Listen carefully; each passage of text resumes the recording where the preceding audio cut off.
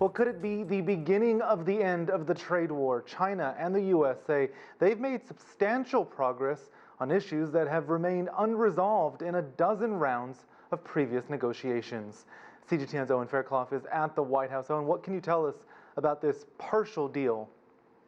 Well, Rowie, 13 is an unlucky number for many people around the world, but perhaps these latest trade negotiations were fortuitous because, according to US President Donald Trump, we may have reached the end game in this trade dispute with a substantive and significant breakthrough on some of the thorniest issues that these two sides have discussed over the last year or so. A trade dispute that's sent repeated shockwaves through global stock markets and indeed threatened to minimize global growth as well. All of this took place here in Washington, D.C. over 2 days of negotiations. U.S. President Donald Trump hosted briefly Chinese Premier Liu He in the Oval Office. That was the moment that he announced this breakthrough. Let's hear from U.S. President Donald Trump first and then Liu He.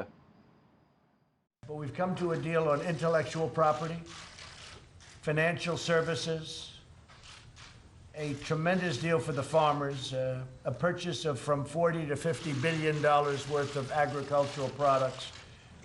To show you how big that is, that would be 2.5, 3 times what China had purchased at its highest point thus far. We very much agree that to get the China-US economic relationship right, it's something that is good for China, for the United States, and for the whole world. And we are making a lot of progress towards a positive direction. You saw Liu He there with his back to the camera, Rowie, speaking through a translator to give you an indication of the mood in that room as well. Liu He also handed President Trump a letter from Chinese President Xi Jinping in which he talks about this deal, particularly agricultural purchases from the US to China, and says a healthy and steady China-US relationship serves the interest of our two countries and the world at large. So let's just unpack a little bit of this. We say substantive because we've got lots of tangible breakthroughs here. We've got big numbers on exports of US crops and industrial machinery to China, as well as other purchases as well.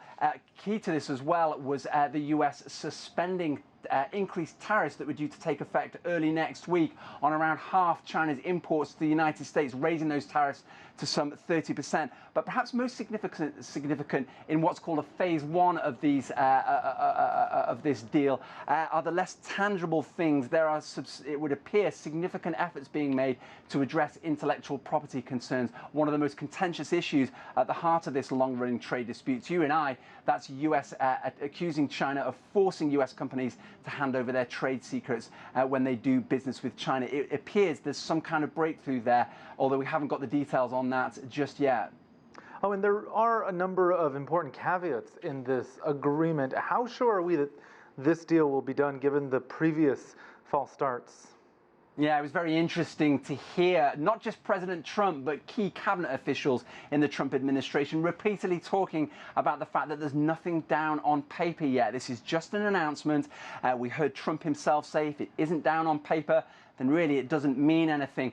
Essentially, they want to try and get something written down and signed off so that Presidents Trump and Xi Jinping can sign off on this at the Summit of Asia-Pacific Nations taking place in Chile next month. One other pause for concern here is there are some extremely contentious issues that haven't been mentioned in what is essentially going to be a deal that would be phased in up to 3 different parts. Huawei has been excluded from this. This is China's tech titan, one of the leading manufacturers and designers of 5G technology that's been locked out of the US, essentially because the Trump administration thinks that it will use its technology to spy on Americans. That isn't on the table yet. That's something for down the road. We also heard from Trump officials talking about market access for US companies, another contentious issue. That, again, will be addressed down the road. And the problem is we've kind of been here before.